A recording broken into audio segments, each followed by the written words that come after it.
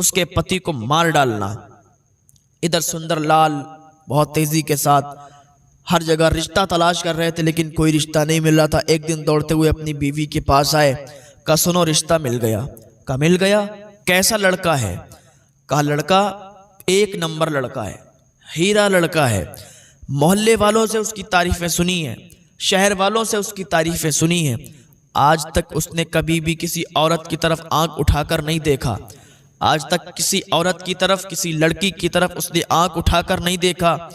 दौलत तो नहीं है उसके पास, उसके वालिद का इंतकाल हो गया, छोटा मोटा काम करता है, अपना पेट पालता है। उसकी एक बूढ़ी माँ है, उसका भी ख्याल रखता है। लड़का मुझे बहुत पसंद आया। सुंदरलाल की बीवी ने कहा जब आपको पसंद आया तो हमें भी पसंद आ गया। हम लोगों को जब पसंद आया तो हमारी बेटी को भी पसंद आएगा, क्योंकि ये उसकी ही मर्जी के मुताबिक का लड़का है। कहा ठीक है, बात कर दी जाए, अब मंगनी पक्की कर दी जाए। कहा ठीक है। सुंदरलाल की बीवी ने, सुंदरलाल ने मंगनी की रस्म कर दी और बस तारीख फिक्स कर दी गई शादी की। और वो दिन भी आ गया कि जिस दिन शादी होने वाली थी। उधर से दूल्हा आया बारातियों के साथ। इधर इन लोगों ने पूरा इंतजाम उसका भी कर रखा था, अपना भी कर रखा था। सुंदरलाल ने उसका भी खर्चा अपने ही जिम्मे कर रखा था। धूमधाम से इनका मंडप तैयार हुआ। इनके धर्म के मुताबिक जिस तरीके से शादी होती है पूरा इन्होंने इंतज़ाम किया, मंडप का इंतज़ाम किया, पंडितों का इंतज़ाम किया और बस मंत्र पढ़े गए, इनकी शादी हो गई। और शादी होने के बाद बस वो घड़ी भी आ गई थी जो रुखसती की घड़ी होती है। उस टाइम पत्थर से पत्थर दिल भी होना, भाई हो लड़की का, बाप हो, माँ हो, कोई भी हो, पत्थर से पत्थर दिल भी उसके आंसू निकल आते हैं, उसका दिल पिघल जाता है। माँ बाप तो बहुत रोते हैं, अपनी बेटी की उन्हें बहुत याद आती है रुखसती के टाइम। सोचते हैं कि पूरी जिंदगी परवरिश की थी, पाल के बड़ा किया था और आज मेरी बेटी हमारे घर से रुखसत हो रही है, अब पराई हो गई है, तो बहुत ज़्यादा उनको रोना आता है। तो सुंदरलाल की बीवी और सुंदरलाल भी बहुत तेज़ी के साथ रोने लगे। सैयद साहब की बीवी ने लाला को बाहों में ले लिया और डोली तक ले गई। सैयद साहब और इनकी बीवी और सारे लोग दरवाजे पर पहुँचे। अब बारात रुखसत होने लगी, इनके रास्ते से बाराती चलने लगे। अब ये लोग देखते रहे, जहाँ तक डोली दिखती रही, बाराती दिखते रहे, ये लोग देखते रहे।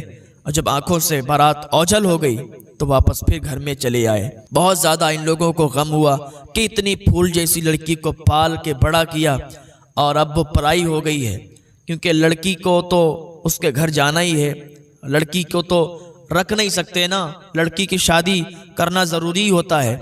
तो बस इन्होंने अपनी रस्म को अदा कर दिया। अब बारात जंगल से रवाना हो रही थी। वो भयानक जंगल था, वो सुनसान जंगल था, रात का सन्नाटा था, क्योंकि यहाँ से जब बारात की रवानगी हुई थी तो शाम हो चुकी थी और जब जंगल में पहुँचे तो काफ़ी अंधेरा हो चुका था। इधर इस राजा के बेटे के गुंडे पूरे जंगल में फैले हुए थे कि जैसे इधर से डोली निकलेगी इधर ही काम तमाम कर देंगे और बीबी को उठा के, उस लड़की को उठा के और राजा के महल में ले जाएंगे, राजा के दरवाजे पर ले जाएंगे, जैसे कि उसकी माँ ने कहा था। अब क्या हुआ कि जैसे ही जंगल में प्रवेश हुए, जैसे ही जंगल में दाखिल हुए तो ये डोली जो लोग चल रहे थे लेके, ये काफ़ी तेज़ी के साथ चल रहे थे। बाराती हल्के हल्के आ रहे थे, ये लोग काफ़ी तेज़ी के साथ काफ़ी आगे पहुंच चुके थे। दूल्हा और दुल्हन अलग अलग डोलियों पर थे।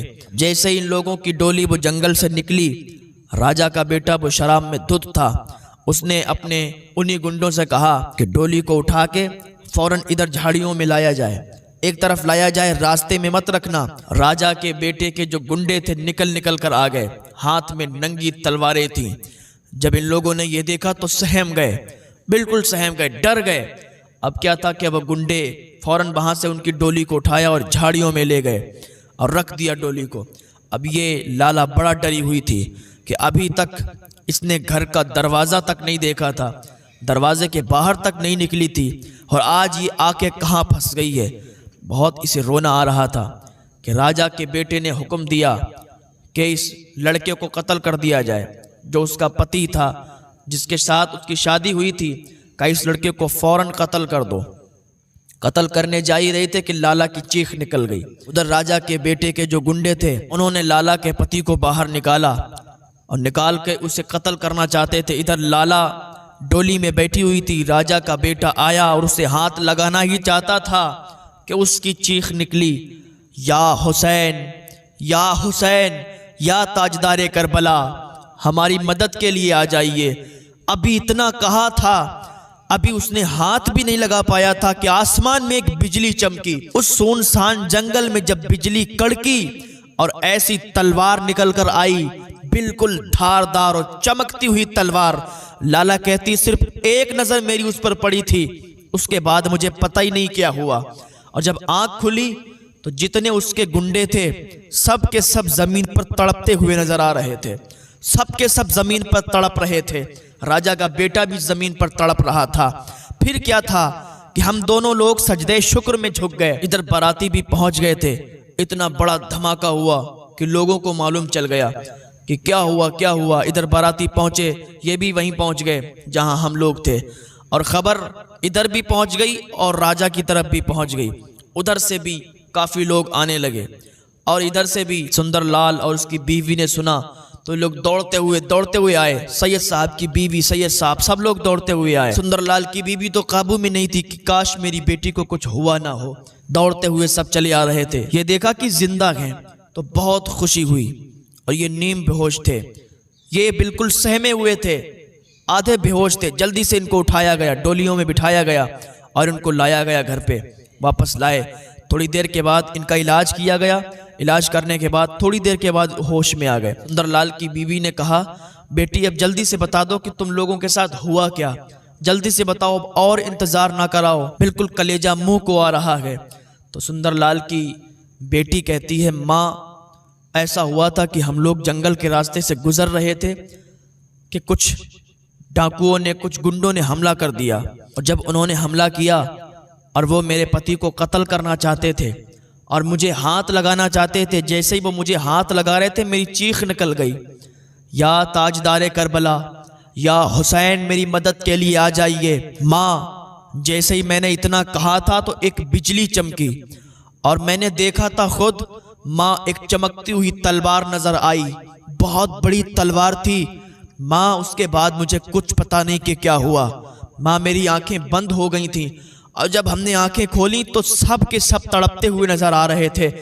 माँ ये ज़रूर ताजदार करबला का फैज़ान है, ज़रूर ताजदार करबला हमारी मदद के लिए आए थे। माँ अब हम लोग तो ताजदार करबला के हो गए हैं। उसकी माँ ने ताजदार करबला की तरफ लौ लगाई, इमाम हुसैन की तरफ ध्यान लगाया और कहा, या इमाम हुसैन आपने मेरी बेटी को बचा लिया, आज से हम लोग तो बस आपके ही हो गए। अब और भी ज़्यादा अकीदत हो गई आपसे।